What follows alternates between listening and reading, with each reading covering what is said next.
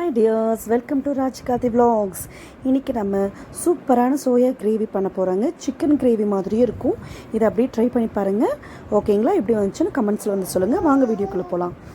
So இப்போ வானலில் தண்ணி ஊற்றி நான் ஒரு கப் நிறைய மீல் மேக்கர் சோயா எடுத்திருக்கேங்க. அதை போட்டு வேக வச்சுக்கலாம். இது வேகிறதுக்கு ஒரு 2 minutes தான் ஆகும். ஓகேங்களா? தண்ணி நல்லா கொதித்து வரும்போது நல்லா வெந்து சாஃப்டாக வந்துடுங்க. அதை வடிகடி தனியாக எடுத்து வச்சுக்கோங்க. சரிங்களா? இப்போ இதுக்கு தேவையான ஒரு பெரிய வெங்காயம், 2 தக்காளி, 2 பச்சை மிளகா, ஒரு காஞ்ச மிளகா, 5 பூண்டு, சின்ன பீஸா இஞ்சி எடுத்திருக்கேன். இப்போ இது எல்லாமே நல்லா ஸ்லைஸாக கட் பண்ணி எடுத்துக்கலாங்க. ஓகேங்களா?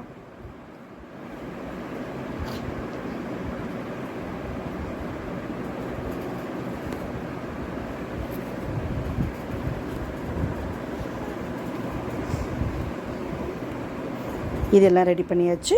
இப்போ வாங்க நம்ம இஞ்சி பூண்டு எடுத்து வச்சுருக்கோம் இல்லையா, அதை நல்லா இடிச்சுக்கலாம். இஞ்சி பூண்டு பேஸ்ட் இருந்துச்சு அப்படின்னா நீங்கள் தாராளமாக அதுவே ஆட் பண்ணிக்கலாங்க. இல்லை அப்படின்னா இடித்து போட்டுக்கோங்க. இடித்து போடும்போது நைஸாக இருக்கணும்னு நெசசரி கிடையாது. குறை போட்டாலே அது ஒரு தனி டேஸ்ட்டாக இருக்குங்க, நல்லாயிருக்கும். இப்போ அடுப்பில் வானலை வச்சு அதை நல்லா சூடான உடனே தேவையான அளவுக்கு எண்ணெய் ஊற்றிக்கோங்க.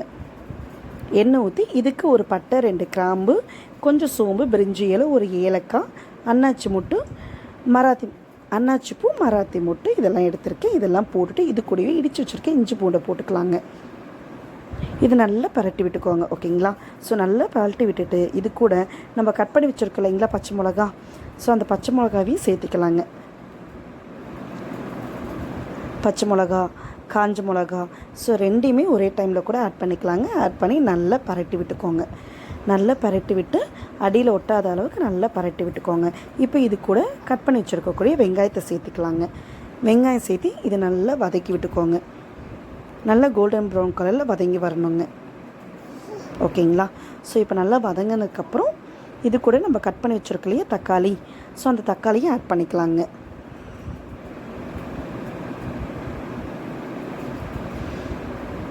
தக்காளி நல்லா பச்சை வாசம் போய் சீக்கிரமாக வதங்கி வரதுக்கு நான் கொஞ்சமாக தூள் உப்பு ஆட் பண்ணிக்கிறேங்க. இது வதங்கிறதுக்காக தூள் உப்பு போட்டு நல்லா வதக்கி விட்டுக்கோங்க. நல்லா தக்காளி வதங்கி வரணுங்க. ஸோ நல்லா வதங்கினதுக்கப்புறம் இப்போ தேவையான அளவுக்கு மிளகா போட்டுக்கோங்க. மிளகாத்தூள், மஞ்சத்தூள், கரம் மசாலா 1 ஸ்பூன் போட்டுக்கோங்க.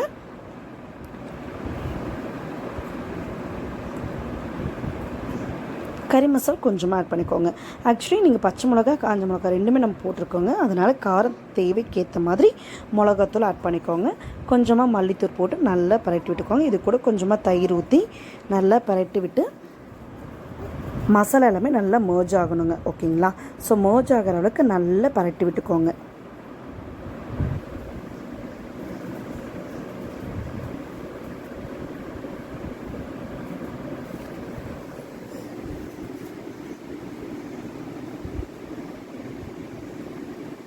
இப்போ பாருங்கள், ஒரு 2 நிமிஷம் நல்லா பரட்டினதுக்கப்புறம் நல்லா மோஜாகி ஒரு கிரேவி கன்சிஸ்டன்சி வந்துருச்சுங்களா.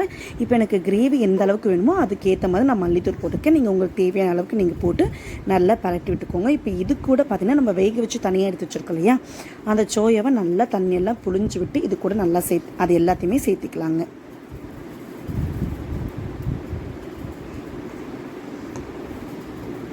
எல்லாத்தையும் சேர்த்து நல்லா பரட்டி விட்டுக்கோங்க. நல்லா பரட்டி விட்டு தேவையான தண்ணி ஊற்றி உப்பு டேஸ்ட்டுக்கு ஏற்ற உப்பு போட்டு நல்லா மிக்ஸ் பண்ணி மூடி வச்சுட்டு ஒரு 10 நிமிஷம் கழித்து திறந்து பாருங்கள். ஆவி போக இருக்குங்க. கம்மன் டேஸ்ட்டாக சூப்பராக ரெடியாக இருக்குங்க. கிரேவி கொதிக்குதுங்களா, கறிவேப்பிலை போட்டு நல்லா தூவி விட்டு இறக்கி பாத்திரம் மாற்றி அதில் கொத்தமல்லி தழையை இந்த மாதிரி டெக்கரேட் பண்ணி சர்வ் பண்ணி பாருங்கள். இட்லி, தோசை, சாப்பாடு எல்லாத்துக்கும் சூப்பராக இருக்குங்க. ட்ரை பண்ணி பார்த்துட்டு எப்படி இருந்துச்சுன்னு கமெண்ட்ஸில் வந்து உங்கள் கமெண்ட் கொடுங்க. ஓகேங்களா? இதுவரை நம்ம சேனல் சப்ஸ்கிரைப் பண்ணாதவங்க மறக்காமல் சப்ஸ்கிரைப் பண்ணுங்கள், லைக் பண்ணுங்கள், ஷேர் பண்ணுங்கள், சப்ஸ்கிரைப் பண்ணுங்கள்.